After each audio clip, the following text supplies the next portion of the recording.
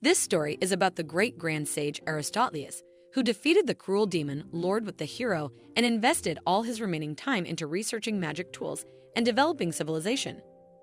After all this, his story is ending as he has lived his life, and now it is time to leave everyone at peace.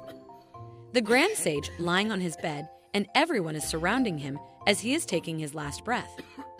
Everyone seems sad as he is going to leave them, but the grand sage asks them not to make that face as he has lived long enough, but the people next to him say that they thought he might have conquered the death. The grand sage explains that he has done a lot of research on that, but nothing was fruitful, and claims that no one can escape death. The old grand sage then asks Meltera that he got one last wish before he leaves, and Meltera asks him to ask for anything he wants from her. The old grand sage with the last bit of breath in his sick asks her if she can allow him to squeeze her melons, and she yells at him not to mess with her. She keeps yelling, and everyone asks her to calm down, and the people there ask the grand sage to keep his feeling in his stick as they are going to flow out. Everyone gets quiet after that, and one of them yells that the grand sage has left them and wonders if this was his last wish. They cannot believe that he is no more, as he is the sage who saved the whole world, and he is no more now. The grand sage got too much love from people and shared his stick with many girls in return for his knowledge, but in the end, he got what he deserved. He left them all in just one go and made a promise to them. Now the story takes a twist, and the leader of the famous magic user family, who has the duty of protecting the borders, Gallia Blazel, and his wife, Melina Rodolphe, is the one that has the same strength as Gallia. The son they gave birth to was the hope of their family.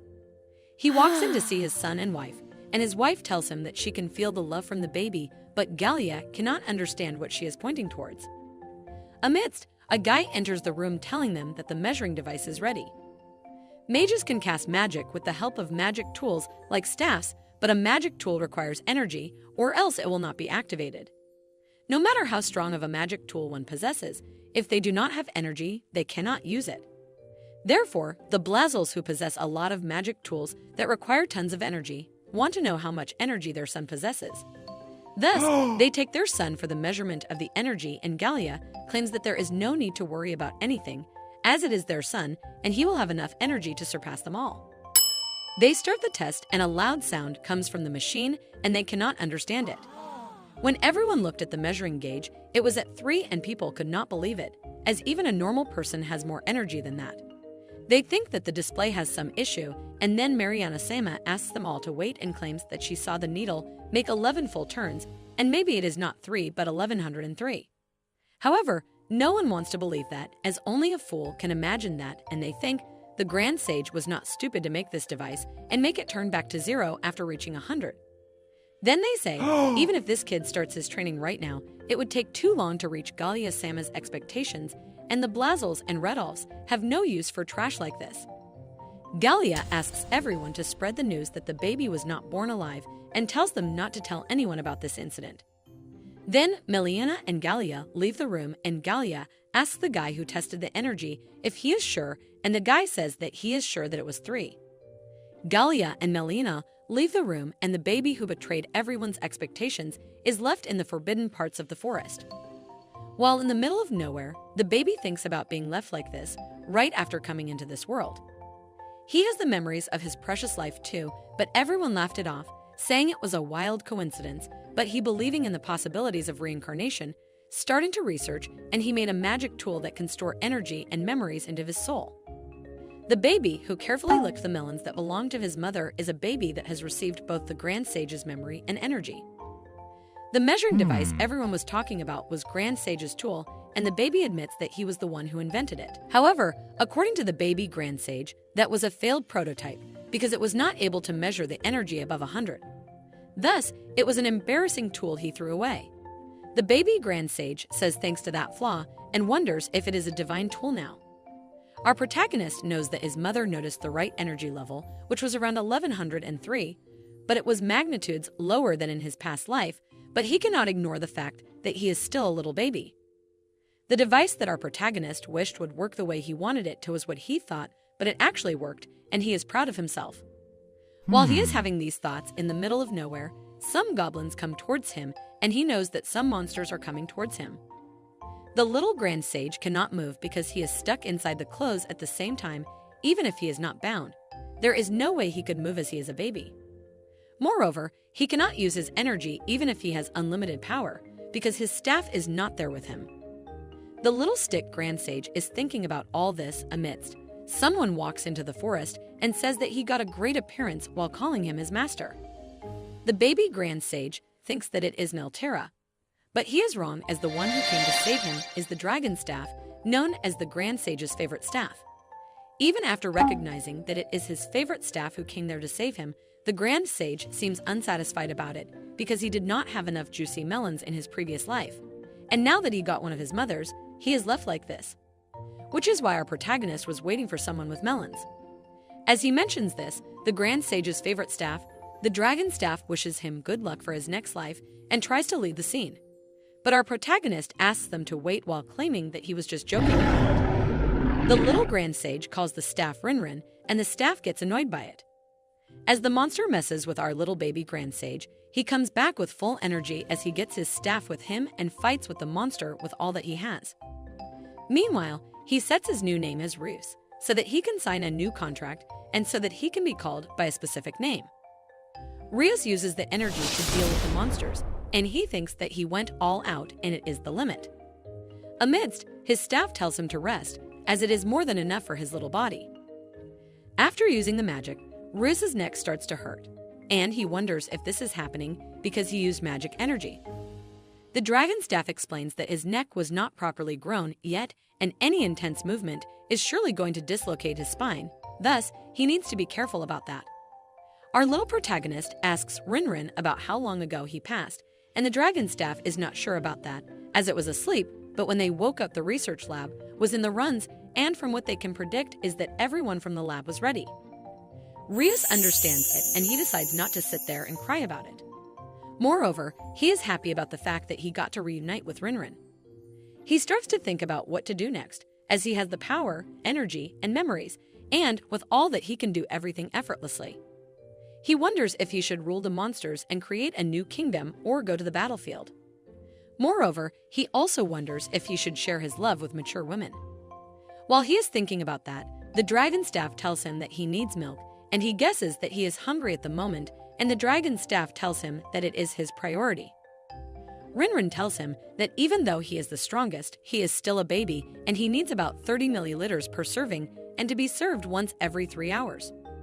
Rios could not believe the fact that he needs that for every 3 hours, and Rinrin tells him that he needs that for every 3 hours plus for 3 to 4 months. After listening to this, Rios asks Rinrin if he thinks that a random mother would just feed a random baby the melon juice because it can speak and ask for it. Rinrin ignores the questions and asks the master if he is sure that this will be easy for him, and Rios replies that it will be easy with a confident tone and expression on his face. Then our protagonist tells Rinrin that he will look for milk in the forest, and Rinrin claims that it won't be that simple. However, little Rios is very confident about it, and he asks Rinrin to just follow him and believe him. Then he asks Rinrin to play a lot more than in their past lives and calls Rinrin his friend. Our little protagonist remembers his words, "If one cannot conquer death, then they should surpass it." These words sounded impossible to Rinrin, but those were the words that kept Rios motivated in his previous life. However, Rinrin never understood why his master is so obsessed with defeating death itself, even though he has learned so much about everything in this world within the short human life. Our protagonist has lived a fruitful life, and he has nothing to regret, but he still had another wish, which was to squeeze Nelterra's melons, as they are amazing, and he wanted to squeeze them till he died. The old Grand Sage used to think that if he was going to be reincarnated, he would accompany Rinrin, after he had lived all by himself for so long. He made a promise to Rinrin that he would hang out with him whenever he got reincarnated, but Rinrin never believed him, and he told him to believe him, as he would become immortal if he put his heart into it. He asked Rinrin to believe in him, as he was the great Grand Sage. Rinrin waited for him, as his master promised him after all. The great Grand Sage asked him to wait for him, and a staff as powerful as Rinrin waited for him in a place where no one came just because of a promise. He stayed there to help the planless promise as a friend. Rinrin even had a talk with Nelterra about the Grand Sage, that he is just someone who cannot surpass curiosity. He talked about how he was asked to leave the Magic Arts Society to be a love distributor, and he even died because he was sharing love with her. Rinrin asked Meltera not to worry about the slap she gave him, because he would have died without it anyway, and maybe he was happy that he died with the slap from her. He told her not to forget that he would never break his promise. However, in this life, Rias is happy that he can get near women to share his love with them, and Rinrin tells him that he even did that in his past life.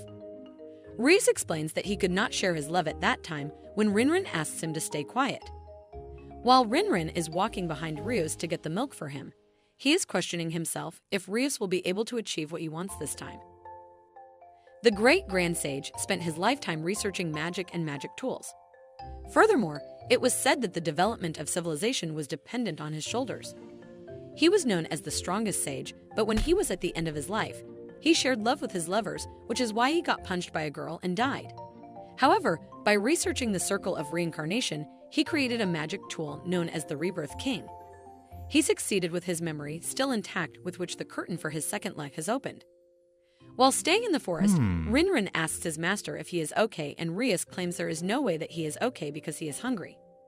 He claims if he was a normal baby, then he would have cried till now, but as a grand sage, he cannot cry out loud. He feels down but remembers a spell that he can use while Linlin is with him. The spell he is talking about is known as the item box.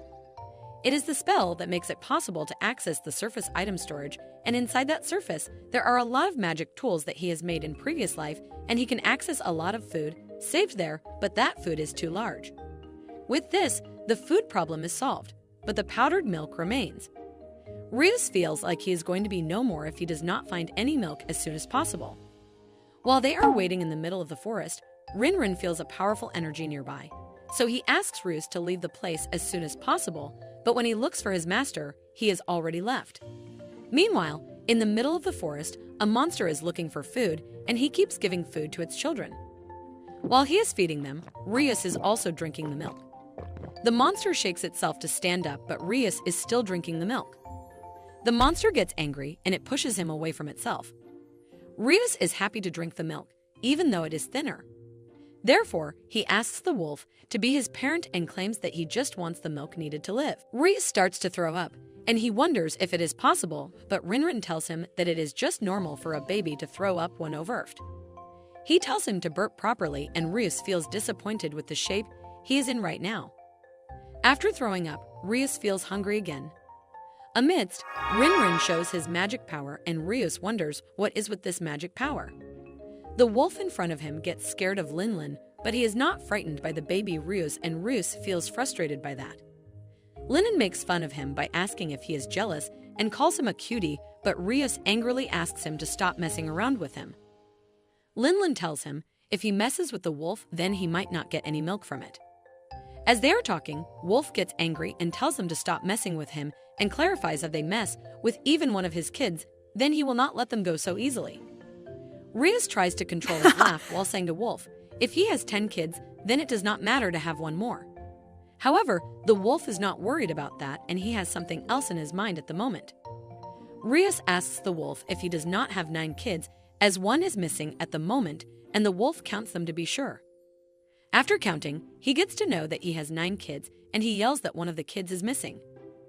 Amidst, Linlin asks the wolf if he adds one more, will anything change now? The wolf claims that he will search for his kid by his smell. The wolf starts to smell, but his nose is dripping as he is having a fever, and Rias takes advantage of the moment to ask the wolf if he feeds him, then he promises to bring his kid back to him. The wolf replies that it is easy for him to say, but this forest is wider than he thinks, and it is dangerous at the same time. He asks Rias how will he find his kid without a strong sense of smell. Rias commands Linlin to search for the wolf's kid, and he starts to do as asked. He keeps looking for him and finally finds him in the forest, but it seems like he is far away and he is in a humid place full of mushrooms. The wolf does not want to believe him as that place belongs to the Eastern Demon's territory, and there is no way the little kid can get that far away on his own. Rias tells him that he is there and tells him to come along so that he can see his kid.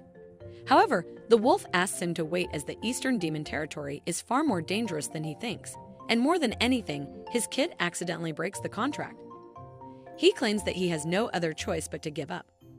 Rias asks him about the contract, and the wolf explains that this forest has 4 armies, and no matter how much fight happens, the armies will always be competing.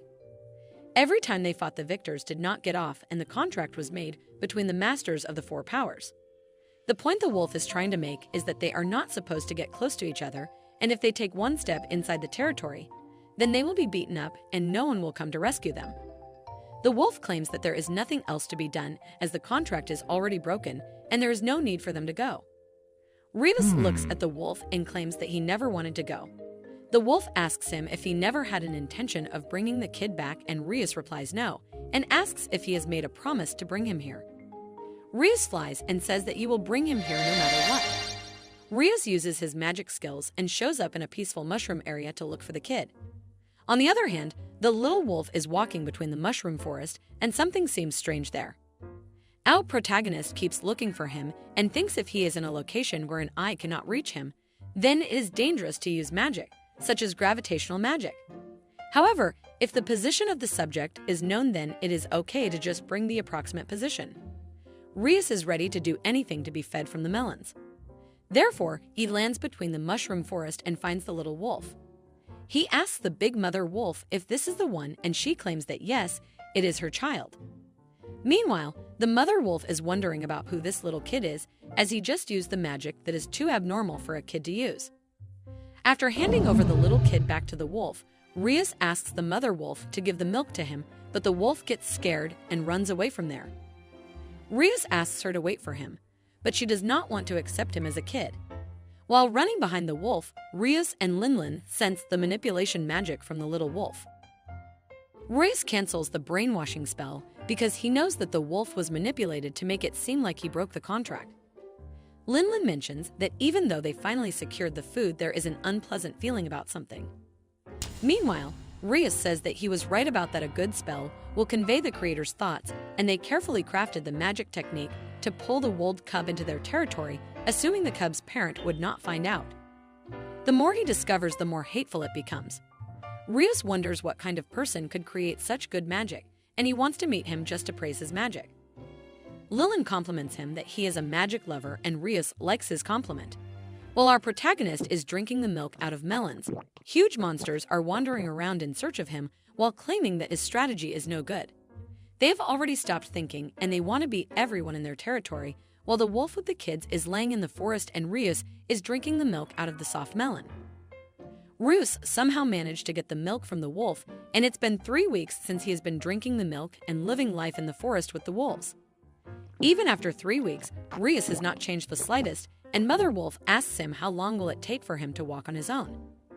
Reus hugs his mother and says that she has not even recovered yet from the sickness in 3 weeks, then how can he grow up in this little time? The mother wolf gets angry at him and tells him not to call her mother as it sounds weird to her. Reus says that he has been fed by her, so how can he not call her mother? The mother wolf claims the way he calls her mother gives her shivers and she cannot take it anymore.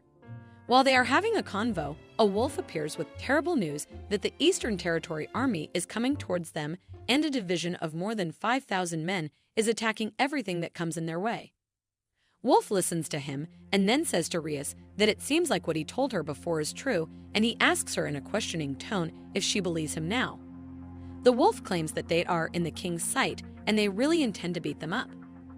Reus is not sure who is the king of the East, so the wolf tells him that in this forbidden forest, there is a king for each of the 4 territories, marked by the giant god's sword in its center, and it is true that they are the strongest boss of that territory. Reus understands the explanation and then asks if there is a king in the south too. The wolf asks him if she never told him about it, and then claims that she is the king of the south. The dramatic lights turn on and the showcase of the king is completed, after which the wounded wolf takes the king with him, and the king tells him to take care of the little wolves and take them to a safe place. After hearing that the mother wolf is the king of the south, Reus feels excited and he jumps on the ground using magic. He claims that it is great that his mother is the king, and he never thought that his mother is a powerful being. Reus hits the guide and the mother wolf asks him why did he that. Reus then asks her to look carefully. This looks the same as the brainwashing magic used on her pup, and it is probably those Easterners doing. The king asks him if they are preparing for this day, and she claims that it looks easy to remove, but it is a pain. However, they don't have the time to make sure that no one is brainwashed, and once the fight starts, they have to be careful of both their enemies and allies. The greatest strength of the demon wolf is the teamwork, says the king, and not being able to trust their allies is a very serious disadvantage. Rios calls his mother again and again, and the mother wolf asks him what is wrong with him, and she does not want to give him the milk, but Rios has something else going through his mind. He claims that he has figured it out easily about the one who has been pulling the strings. King does not want to believe him, and she asks what he means by that. Rios explains that although the brainwashing spell looks powerful, it does not mean that there is no way to detect that. He explains that the one affected by this magic will automatically move for their objective. In short, they may abandon their other needs such as eating, sleeping, and doing other things. Moreover, the one who probably stands out the most is the one from whom they should feel fear. He says when Linlin flew here while releasing the fluid, the guides straight up ignored it. Rios shows his powers and asks all the wolves to sit down, and all of them sit right in front of him. He hits the king with the magic, and then the mushrooms are shown. He says, as expected of the mother, and then claims that now they do not have to mark who is on their side and who is not. Rios starts to feel a scent, and he says that he picked up a very strange scent. The king asks him if it is a scent of the other wolves, and Rios, with a smile on his face, says of course. Who would have thought that the king of the south is so weak? The other territory army has arrived, and they have been preparing for too long now. They want to beat everyone in front of them as they need food to eat. They keep beating, eating, and drinking the meat while moving forward towards the wolves and the king. As the kings come in front of each other, the southern king says to the eastern one if he knows what he has done. She says everyone here will be injured, and she asks him if he will be able to defeat her, as the north and the west will come to him while he is still licking his wounds. She says winning or losing is the end for her, but the eastern king does not care about anything. He says he is here for the meat, and he just wants that. The mother wolf says to the other king that it seems like the words are just going out of the other ear, and says that in the end, he is just a bug who cannot understand words. She feels shame for him, and the eastern king asks his army to beat them all up. All of the monsters run towards each other, and the baby Rios thinks that this has become an all-out fight, and he finds it as a lively bunch. The baby, whose stick does not even work, activates the sword mode and takes out the sword to melee the monsters. They keep fighting, and after some time, Rios thinks that the wolves are at a disadvantage, but there is no helping it as the other side has been preparing for quite some time after all. While he is observing the situation, Linlin tells his master that he got a proposal, and Rios asks him about it. He gives a proposal to his master to escape as soon as possible, and Rios looks at Linlin and asks him to repeat what he said. Linlin explains that he can see by judging the growth of the demon wolves that they will hit their limit soon, and there is no merit in siding with them in a battle of this scale. Rios realizes that he is not wrong, and he starts to think about it.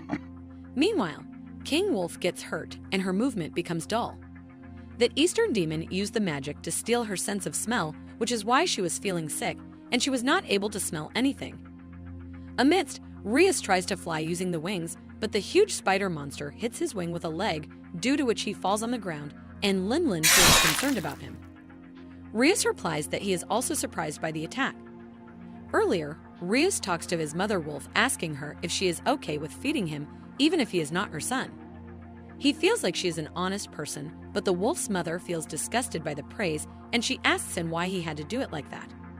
Rios thought of her as his mother, and he claims that this is the power of the melon love. He says positively that no sage can measure the power of melons. Therefore, he calls Linlin in the middle of the fight, and he tells him that this is no longer about give and take. For him, the matter is about his beloved mother, as she is in danger, and as her son, he will protect her with his full power. Linlin tells him that if he wants to use his full potential accumulated in his previous life, he must put himself to sleep. He asks him if he is fine with that, and Rios seems ready for it, claiming that he does not mind it. After he gets his full potential, he hits the spider demon with the full potential and gets rid of him.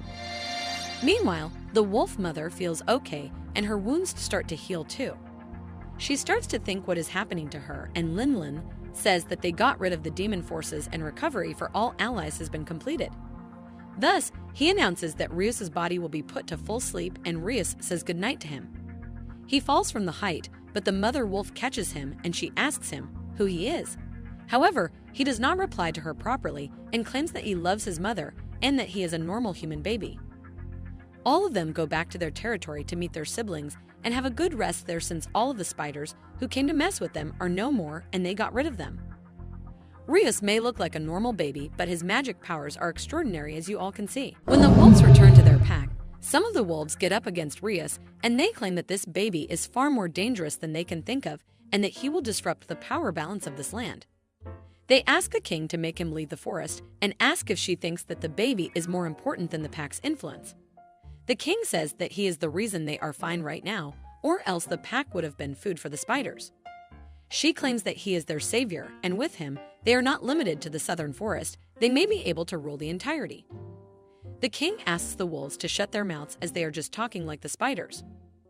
Rios gets food from a wolf and she asks him to come back whenever he needs it. As he leaves there, Linlin says that he is worried that the ruler of the south is not feeding him anymore, but he manages to get milk from the other wolves of the pack. Rios feels glad that his idea worked and he is able to get milk. When Linlin went to sleep, Rios was worried that he might see him starving when he got up, because he was an ordinary baby. He flies toward the wolves and claims that it is time. He meets the Wolf King and claims that he is going to leave because he thinks that the things in the pack have gotten tense because of him and he can feel that too. Besides, the pack is well organized as the Wolf King is there, and if he stays there, he will be in the way. The mother wolf tells him that some guys are a danger to him, but he can just ignore them. Then she asks him, what is he going to do about the milk as he still needs that? Rios closes his eyes and takes a glance at the item box and brings out a huge bottle of milk. He tells the wolf's mother that he stored this milk here, and the mother wolf says to him that he is a disgusting baby. Then she asks him about the nipple part of the bottle as it is weird, and Rios tells her that it is a slime. Wolf's mother feels even more disgusted, but Rios assures her that he washed it so it is clean. Amidst all of the wolves run towards Rios, and the wolf mother asks them to stop that while asking what has gotten into them all of a sudden. Then she tells Rios that he can go, but he has to remember one thing, that he can come back whenever he wants to. Rios feels good about it, and he feels like he got a home to come back to from a trip and feels good about that. He uses his magic flies into the air and says goodbye to all of them. While flying, Linlin claims that he did not expect that and Rios asks him about it. Linlin says that he is talking about the stable food supply and claims that he thought that he was going to stay for a few years. Rios says that he guesses so, but he had never seen a magic power that was overflowing from the giant god's sword in his previous life, and it was exciting to see the territoriality the wolves and spiders had for that forest. He was excited about that because he had never seen that before in his previous life. However, after the month there, he understood the magic structure of the sword, and now he can return to the Forbidden Forest. Linlin asks him to stop it, and Rios guesses that being too smart is also a problem and laughs about it. He claims that there shouldn't be any problem as they are talking about him, and this world is constantly expanding and getting more diverse. Therefore, it would be disrespectful to the world for him to stay there. Linlin asks Rios about what is he going to do from now on, and Rios remembers something that he wanted to become an adventurer after having reincarnated successfully. Linlin shockingly asks if babies can also join guilds and become adventurers, and Rios says that it will be a piece of cake as they just have to go somewhere with no age restriction. Moreover, if they have something like that, he will just make them stay quiet with his powers. Linlin feels curious, and he has no clue why Rios wants to be an adventurer as he thought his master was going to take the path of the sage as he did in his previous life. Rios replies that it is going to be fun. Then he asks Linlin if he remembers the guy who got reincarnated, and Linlin remembers him as his master Rios would not be here if he had not shown up at the laboratory. Rios claims that the guy preserved his knowledge and abilities from a past life, and he also became an adventurer after leaving the library. Linlin asks him if he is going to make him leave, and asks if that is the case, then why he wants to do that. However, things are getting confusing for Linlin, and they finally reach the Tower of the Great Sage, in previous life when our protagonist met the guy who got reincarnated. The Grand Sage said to him that he surely had grown up since the reincarnation, and the guy told him that it had been 10 years since he had left this place. Grand Sage then claimed that he had heard about it and asked him why he had joined the Adventurers Guild, and he claimed that he was trying to be the best there. Then Sage asked him, why would someone as strong as him join the Adventurers Guild, as he was sure that he could have got a better position with a better status, but the guy was not interested in the power and claimed that he liked the adventurers. However, our Grand Sage felt ashamed that the guy got paid poorly and he never knew when the next check was coming. The Grand Sage asked him what is so good to be an adventurer, and the guy replied that there is no shame in it as there are many types of quests. Plus, there are some of them that cannot be cleared just by using power. No matter how strong he is, his connections with other people will always be important. The guy told him that the good thing about being an adventurer is that he can enjoy the unique experiences that are a series of amazing events. The Grand Sage asked him about the events and laughed at him for having the same free spirit as him. He said that it is hard to face new things and he had too much fun while having a conversation with that guy. While the little guy was talking to the Grand Sage, a lot of girls came near him and told him to hurry up as he was taking too long. They asked him about the conversation he had with the Grand Sage, and the girls were impressed by him as he was talking with the great Grand Sage like it was nothing. Every single girl found him as a cutie and they wanted him to lick their melons. Okay, I am adding this on my own. However, the guy told them to stay outside, and the girls wanted to be with him as they were bored. The girl talked about the companionship the Grand Sage was looking for, and the Grand Sage went back for experiments to look for thousands of possibilities. Rias told this story to Lin Lin after reincarnation and asked if he gets it now and why he wants to be an adventurer. Lin Lin was highly impressed until the halfway point, but he does not understand his point of view, and he does not even want to know about it. For the ones who get reincarnated, people like them, and they look up to them as they are born with abilities and experiences, and they even have young looks. Rias is happy to be reincarnated, and he wants to join the guild because he can easily create a room for the girl to share love with them. Lin Lin starts to run behind Rias after hearing it, and Rias asks him what he is trying to do. So Lin Lin says that babies cry out loud due to fear. Rias says sorry to Lin Lin as his expectations were simply too much for him to handle. Lin Lin then claims that he wants to make a clear point that creating a team full of female adventurers is simply impossible. Rias plays cool, and he asks Lin Lin whom does he think he is, as he can even find the milk in the middle of the forest, so he can do anything. He claims that finding a couple of bored female adventurers with big melons who are willing to team up will be a piece of cake for him. While he is chatting with Lin Lin, a girl with big melons enters the guild, and everyone starts to question who she is. The girl has a gand and village goods. She belongs to a village where everyone used to mess with her. The girl acts in the guild like she is at home, and the girl says, Emergency Quest Class C. She claims that she destroyed the gand and recovered the girl with the goods. The girl gets the bonus reward. She looks at the person standing in front of her and claims that she does not see anyone who looks like the person in the sketch. Then she angrily asks everyone what is wrong with them and questions if they know what will happen when a female adventurer comes here all by herself. The girl hits the guy in front of her, and the other companion tells the chief when he comes there to see what is going wrong. They tell their chief that a big melon girl came in there and she is messing with everyone. In addition, she even got Malala, the poor girl from the village. The chief could not believe that a woman came there to mess with them. Therefore, he asks her if she is from the Dulce Guild, and then questions why she is there and all of the guys are captured by her. The girl claims that she is doing all this because she is bored and she hopes that they will let her have some fun. In the church, a measuring device checks a newborn kid's energy, and it is 89 according to them. The family standing there asks the father if he is sure about it, and the father claims that it is right, as the device is showing that energy. The guy gets speechless as the kid's power is more than him already, and no one thought that the child would be a genius from birth. The father asks Lord Gelia if there is a possibility that the child is not normal, and Gelia questions him what he is trying to say. Father tells him that this child might be the reincarnation of the Grand Sage, and Gelia could not believe it. Father tells him to keep his voice down when he says out loud with excitement that his son is the reincarnated Grand Sage, as it is a secret that only a handful of people from the church know. Then Father tells him that it was given to the saintess half a year ago, and the one renowned by all walks of magic, the great Grand Sage, will reincarnate in this era.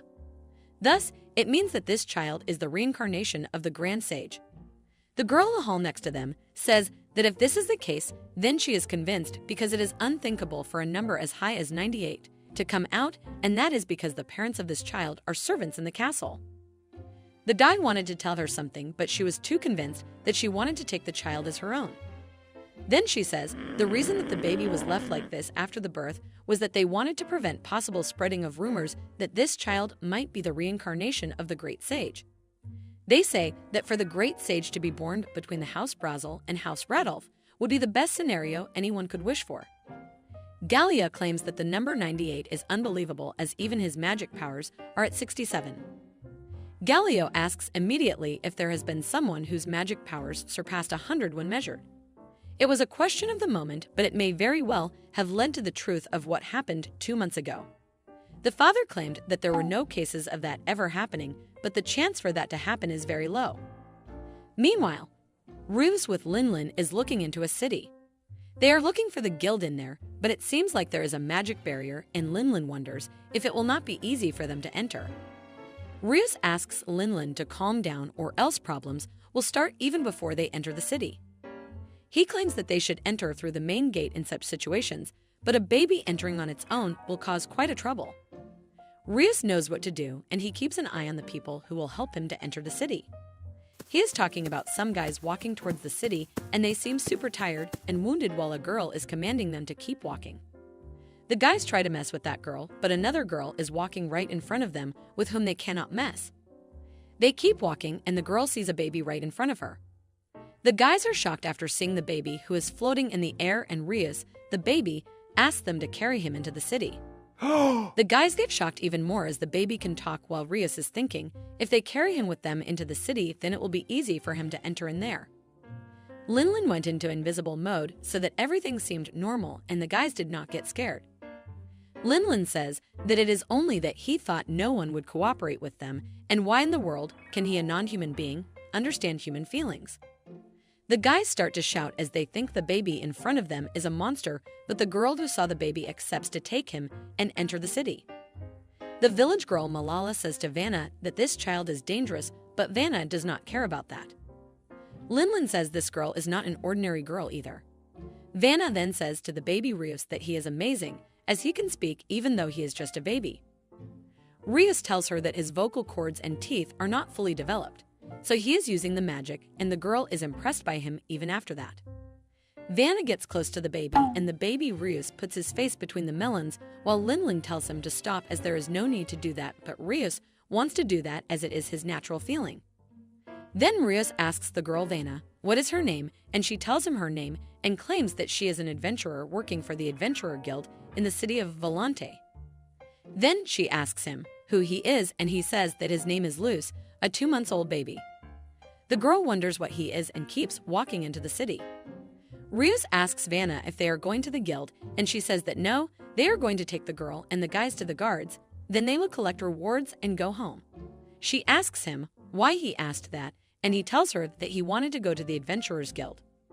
Vanna asks him why he wants to go there, and Rius tells her that he wants to register and be an adventurer himself. Vanna looks at him and says that he is something interesting while Rius is in her hands. In the city of Volant, everything is going according to the routine. Meanwhile, in the guild, people talk about Vanna, how she went to mess with some guys and they pity those unlucky guys. They say that when a woman adventurer goes alone to mess with a Gand, if things go south, there is a high chance she will be sharing her spart with them. However, if it is Vanna, there is nothing to worry about. Amidst, Vanna enters the guild with Rius, and everyone is shocked after seeing her like that. Vanna calls Iria-san, and she welcomes her back and praises her work that she did. Iria-san asks her if she has some business here, as she is supposed to collect the reward from the guards, and Vanna tells her that she does not have any business, but this child does. Rius sits on the table, and Iria finds him cute. Iria keeps loving him and finds him as a lovely kid. Then she asks Vanna what is with this child, and Vanna tells her that he wants to be an adventurer. Iria asks her to repeat what she said, as she thinks she misheard it.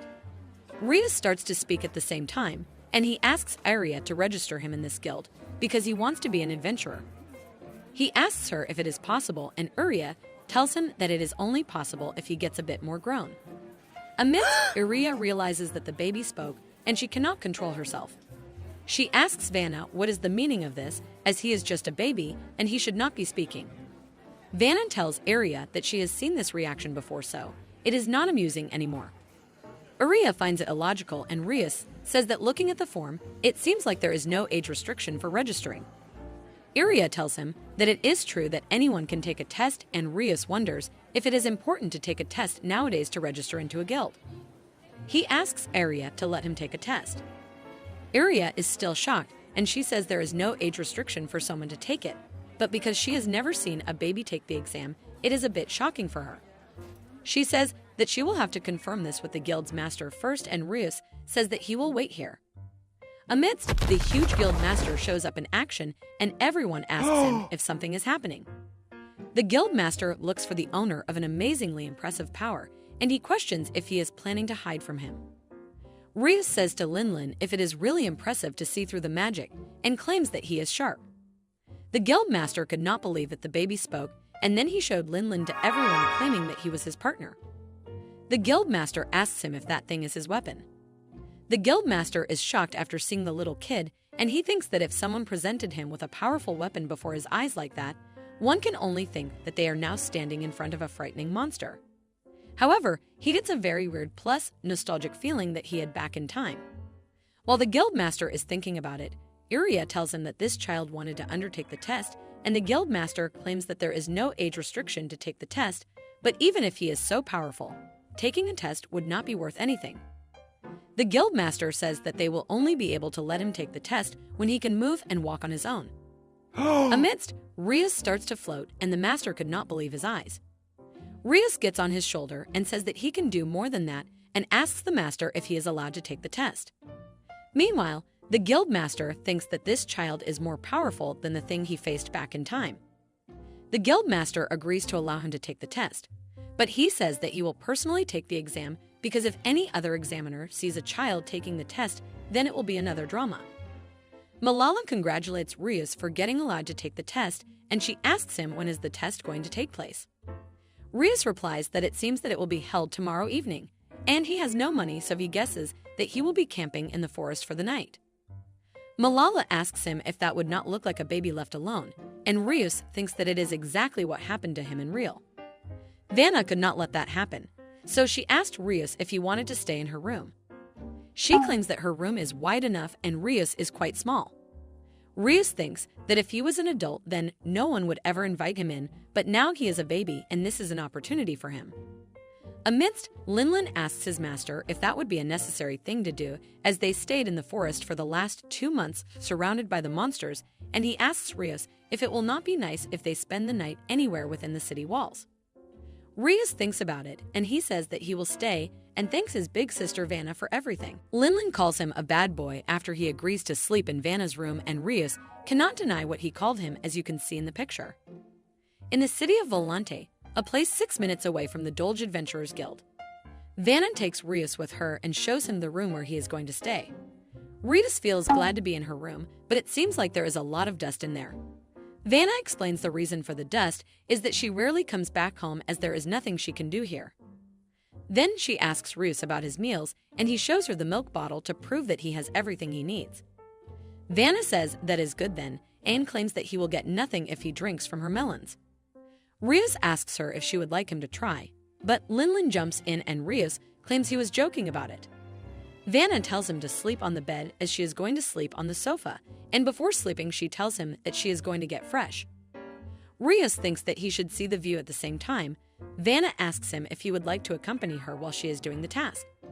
Rios' eyes and mouth are left wide open, and he starts to drool due to hunger for the melons. It is because, until now, no one ever invited him to come to their house and join the task. He wonders if this is the true power of being a baby and understands the reason for being reincarnated. Rios gets ready to do the task with Vanna, and Linlin asks him to stop, but Rios assures that he will not do anything crazy and asks him not to worry about anything. He asks Linlin to look at his joystick. It is barely functioning, and Linlin says he became like this because no one stopped him. However, he can stop his master, who has not fully regained his powers, and he claims that he will stop his master from getting into a sharing love scenario in this life. Rios laughs and says that he is a baby, and he does not understand what he is trying to tell him. Therefore, he tries to run towards Vanna, but Linlin uses a magic barrier to stop him. Linlin holds him in the magic barrier and claims that he will only hold him until Vanna is done getting ready. After that, he will be free. Rias tries to escape the magic barrier, but it is too strong at the moment, so he cannot escape. He breaks the window and Vanna comes out to see what is wrong, but everything seems normal to her. While staying in the middle of the air, Rias thinks that this magic barrier is too strong and he feels proud of his staff. And seeing him repairing the broken house is also something amazing. Rias thinks about how to cancel it and amidst, uses magic through which he escapes the barrier in a second. Linlin tries to make his move again, but Rias dodges it. Therefore, Rias says to Linlin that he will not fall for the same trick again and again and claims that this is his turn now.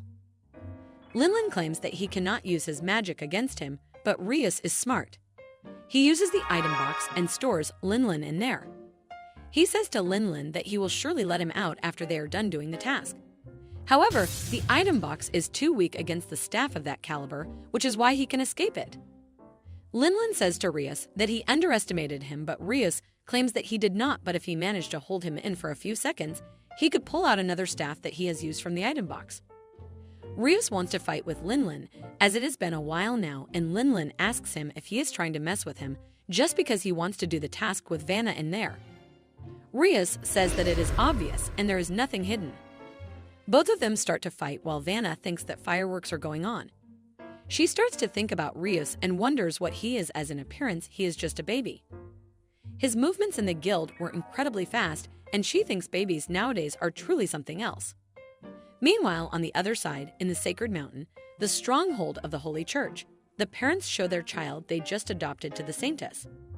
They think that the child is the reincarnated Grand Sage, and the mother says this child also tried to use magic, even at an early stage. They request the Lady Saintess to declare this child at the church. The Saintess tells them that this child is not the reincarnation of the Great Sage, and Lord Galia angrily says that this child's energy is 98. Lady Saintess admits that it is an amazing power to have, but if this child is truly the reincarnation of the Great Sage, even if he is a newborn baby, she assumes that his magic power may have surpassed 1,000. All of them are shocked after hearing that, and then the Saintess says that they have stopped the information from spreading. The timing of the one's birth did match with that of the given one. Saintess asks if there was any child born around the same time, but no one replies. On the other side, Rias floats into the room all being wounded, and Vanna asks him what happened to him as he seems beaten up. Rias is happy that he won the fight with Linlin, and he starts to sleep in the room. Meanwhile, the ones who left the child out in the forest are worried about what they have done. They are scared about the charge of leaving the Great Sage out in the forest. They were sure that they were right back then, the needle turning over 1,000. Galia gets angry at the one measuring the power because he told him that 1,000 is impossible back then, and that guy asks for forgiveness. Even though there is a truth that the number 98 is the number they never had before, the Great Sage is at 1,000, and it cannot be ignored. The guys know that they have no other choice but to look for Rias, and they have to search for him in the Forbidden Forest as they left him there 2 months ago. Even if the chance for the Great Sage is not that high, they have to look for him. While everyone is worrying about him, Rias is enjoying his time with Vanna, and it seems like now he can fully enjoy his life to the fullest. He keeps sleeping next to Vanna, and she keeps thinking about when will he wake up, as she does not want to disturb the little stick guy. Rias went into the room to get fresh, but he was unconscious the whole time. After some time, Vanna leaves him home, claiming that there is a quest nearby, so it is good for her to leave early. Also, she has to go because it has been a while since there is a request this big, and she tells Rias to use the room as he likes. As she leaves, Rias thinks that he slept in there like a wooden plank, and he lost his opportunity to squeeze the melons.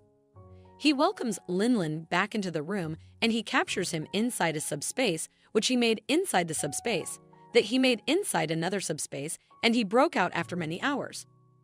Linlin says that he is impressed that his master almost made him give up halfway. During the entrance exam of the Adventurers Guild, Rias goes into the hall, and he sees that the hall is full of youngsters. Linlin says to his master that he is still older than them, and Rias agrees with him.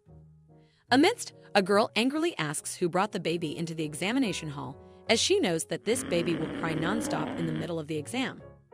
She asks to take him out of the room, and Rias tells her that she is wrong as he is also taking the exam as well. The examiner was shocked as the baby just spoke, and the baby claimed that he was speaking using telepathy. Amidst, the master enters and asks everyone to shut their mouth and listen to him carefully. Hey! He tells everyone that the exam will start at the moment and asks everyone not to mind the baby. The lady teacher says not that she understands that, but the guild master has permitted, so he is officially taking the exam. The people in the room are shocked and the exam time begins.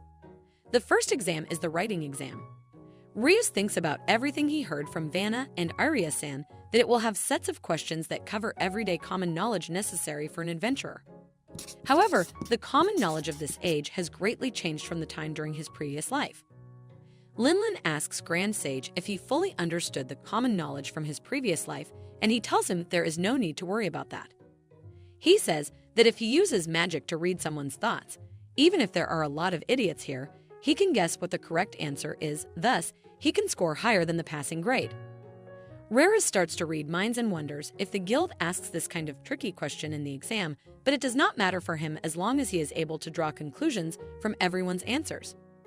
He keeps thinking about it and wonders if his questions are really different from others. Meanwhile, the female examiner goes to meet the guild's master and asks if he is serious about the baby adventure. The master says that he is not someone who needs a formal test to begin with, but since they cannot just make an exception, they will just let him take the exam officially the day after tomorrow. However, he is truly one of a kind. Not only he can already talk and move around, but he also possesses that much magic power. It is the first time since the guild has seen someone like him. The lady examiner stays quiet, and then the master asks her if there is something wrong, but she says no, there is nothing wrong. Marisha, the lady examiner, starts to think that she herself became an adventurer that the divine has admired. She is not sure about this baby adventurer because she is a B-rank adventurer and she has never been praised like this. She feels weird that the person who used to praise her is praising someone younger than her. Marisha has prepared a special question paper for the genius and she wants to see if he can answer them. While these thoughts are going through her mind, Rios reads it and he thinks despite her appearance. She did that to him, but he finds it a cute one as they are just a set of tricky questions. He gives the exam, and it is time for the result. Marisha announces the result, and she keeps telling marks to everyone while Rios is waiting. As his turn comes, he gets 100 marks and feels glad that he did it. He thinks the last question was tough to answer, but thankfully that one question was worth 3 points, and he feels really glad. Then Marisha asks tricky questions him, and she questions if the telepathy he uses will not cause any problem in his mind. Rios replies that no matter how she thinks of it, communicating via telepathy during battle is more efficient, and when it comes to speaking, everything depends on the surroundings. Rios asks her if this will be sufficient, and Marisha gets angry. Then he asks her what is wrong with her as he is talking normally, and now it seems like she is the one who is not talking normally. Marisha stays quiet after hearing it, and then they go out for another test. She gives all of the members a map, and she tells them to travel to the places designed on the map they have. She tells them to get the tokens placed there while heading for the goal and announces the time limit, which is 2 hours. Furthermore, they are also told that they will meet some monsters on their way, but they will have to deal with it themselves. She also tells them to signal them through the surveillance bug when they want to give up, and after they do so, the rescue team will arrive and they will be saved. The map she has given to the baby Rios is impossible to complete in 2 hours as a lot of things are waiting for him along the way. Rios reads her mind again and he is ready to go, and he leaves the place before anybody else does. The C-rank adventurer, Lotto, and Lena, who is also a C-rank adventurer, show up. They ask everyone to get ready as the practical exam is going to begin shortly, but one of the members asks them to take a break for a moment, but they keep announcing the rewards and tell them about being an adventurer. The master then tells them to work hard, as dreams will not get them where they want to be, and says anyone who lacks the resolve should go back and do normal jobs instead. Marisha-san keeps messing with Rios, and she asks him if he wants to drink milk. Meanwhile, people ask her about the mission and question if they have to capture a powerful monster in this place or something like that. Marisha tells them that they will have to defeat the goblins inside the cave, and no one can understand why they have to mess with the goblins as they are the weakest ones. People start to chatter that they can beat them up easily, and some of them claim that they already beat some of them. A single person can easily win against 3 goblins, and Marisha thinks that these guys are useless because if they become adventurers, they will end right away. Rios speaks up and asks everyone to stop thinking like that. He tells them that it does not mean they can defeat goblins every time just because they defeated them before. He says in battles, differences in number make territory advantage more significant, and even if they are fighting against enemies weaker than them, it is useful to stay active and it will help them to stay alive. He asks them to analyze each aspect of what is happening, understand it, and choose the most effective one, and if they do not do it like that, then this exam will be a waste. He asks everyone if they understood, and everyone says yes to it. Marisha feels angry because Rias is saying the same things Dolge-san does, and she just hates that kid. All of them walk into the cave, and Marisha tells everyone to do it themselves as they are not going to lend a hand. They feel hot and it stinks in there, and everyone wants to get it done and get home already. Amidst, a goblin shows up and people get scared while Rias feels determined to beat the goblin. He asks everyone to stay where they are. While they walk deeper into the cave, a huge number of goblins show up and people are shocked as they never saw this many goblins at once. Goblins gather up and they stop them from running behind, and the members think it is not quite dangerous. However, the guys seem motivated and they say no matter how many of them are there, they are still goblins and they are ready to defeat them. They mess with the goblins and they finally get separated from each other. Marisha angrily tells Rias to go and fight as he is the youngest of all of them, and he says if she is careless, she might be persuaded to fight for herself. He says that Marisha knew about the goblins' pack from the start, which is why she chose this place to be the exam ground. Rias asks her if she already searched this place properly, and she replies that she surely did that. Rias tells her that goblins are playing a trick, and Marisha says yes, she knows as the goblins from before acted more weird than usual, but Rias says it is wrong. He tells her that goblins led them to think this place was fit to be the place of exam, and it was them, the guild, who had fallen for their trick. Amidst, a hobgoblin appears and everyone in there gets scared after seeing it. Marisha is shocked after seeing it as a hobgoblin can't appear there, and Rias says that rather than messing with a single person, it is better to mess with 10 people who will come alter. He says they can choose not to come out, and yet they have 6 females with them. Since they chose to go deeper, he wonders how many months will pass since the rescue will come to save them. He says during this period it is possible to use 6 people as their identical, to give birth to hundreds of goblins, and that is more than sound reason to attack them. Marisha asks Lotto and Lena to retreat every single examiner out of the place, and Marisha thinks that she agrees with Rias' opinion, but still, she cannot imagine that a mere goblin can have so much intelligence. She wonders if it is possible. While she is in the middle of her thoughts, a goblin tries to attack her, and Lana shouts at her to be careful. The thing that attacked her was the Goblin Lord. It is the king of goblins, and he is barely born from normal goblins. Due to its intelligence, strength, and leadership ability, the goblins can get double in number in no time. The Goblin Lord hits Marisha and says as expected she is not dead, as they do not get rid of females because they later share love with them. However, they mess with males and take their equipment. The Goblin Lord monster is equal to an A-ranked adventurer, and everyone knows that the trick Rias told them about is that thing's doing. Everyone in there has fallen into a trick. However, there is one who is still powerful enough, and he knows that the Goblin Lord has a cowardly nature, and it is a pain to deal with him. Rias says if it is Marisha, she will deal with the hobgoblin and then help everyone to escape, which is why she will eventually feel the need to defeat him all by herself. But if she is with him, they will just run away to the deepest hole they can find. Rias says the reason he ignored practicing his skills and abilities is because of this cowardly king. He says to win the fight, it is best to defeat the boss in front of them with the overwhelming strength in front of them. Rias uses his powers and attacks the Goblin Lord while saying that he fell for his trick.